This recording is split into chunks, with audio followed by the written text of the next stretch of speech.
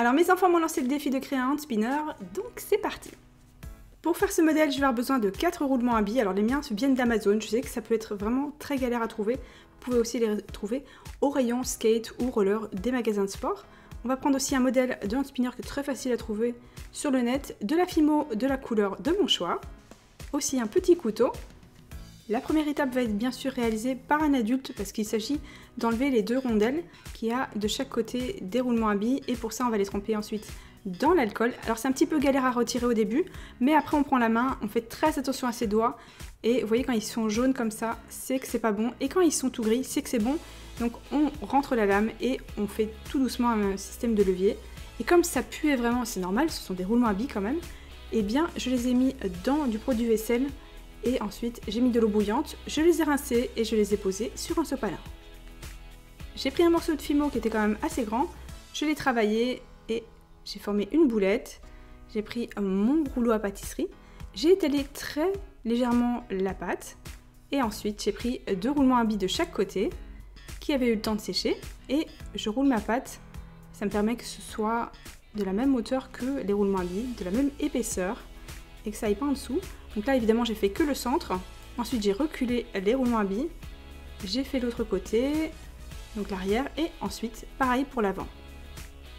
Vous prenez votre modèle de hand spinner, vous regardez bien sûr que ce soit la bonne taille, ensuite on va appuyer légèrement avec les roulements à billes au bon endroit, ça va permettre de voir où il faut découper.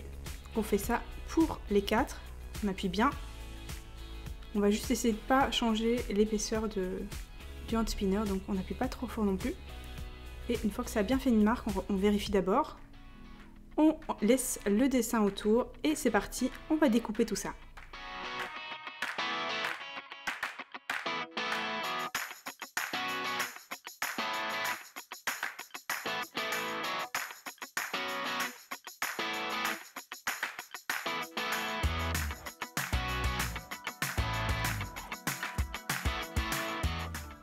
Avec mon doigt, je vais lisser par-dessus et aussi l'épaisseur. Donc sur le côté, je passe mon doigt et j'appuie, je retravaille un petit peu parce que forcément le couteau a fait des petits à-coups et on va donc rendre tout ça bien lisse.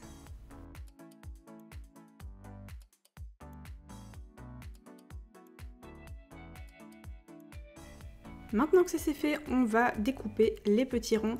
C'est l'endroit où on va mettre les roulements à billes. On fait attention de ne pas trop dépasser pour pas que ce soit trop grand. On fait ça délicatement et vous voyez ça fait des petits à-coups. On lisse légèrement avec le doigt et ensuite on passe au suivant.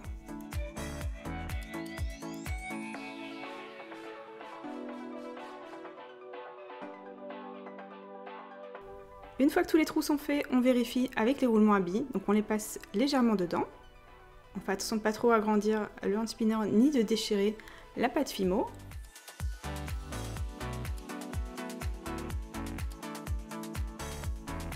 Grâce à mes doigts, je viens resserrer la Fimo et l'ajuster autour des roulements à billes. Et pour un résultat impeccable, je fais encore quelques petites modifications avec mes doigts pour que tout soit bien homogène. Je n'oublie pas l'autre côté avec un petit couteau et ensuite avec une espèce d'aiguille qui est un instrument pour la Fimo.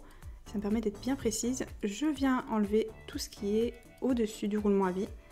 Ensuite, je lisse bien avec mes doigts et je fais ça pour les 4.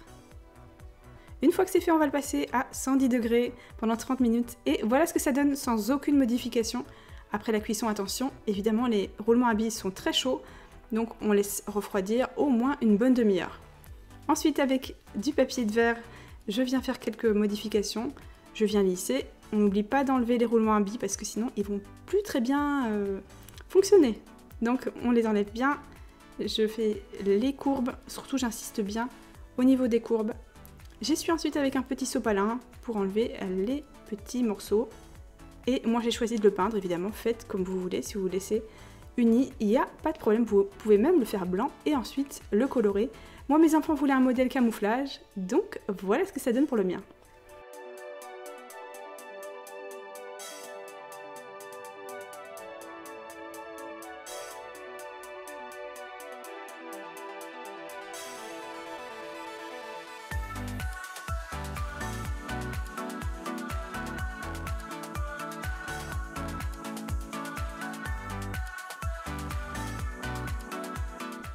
J'espère que cette vidéo vous a plu. Si c'est le cas, n'hésitez pas à la liker et à me dire si vous voulez voir une autre vidéo de hand spinner.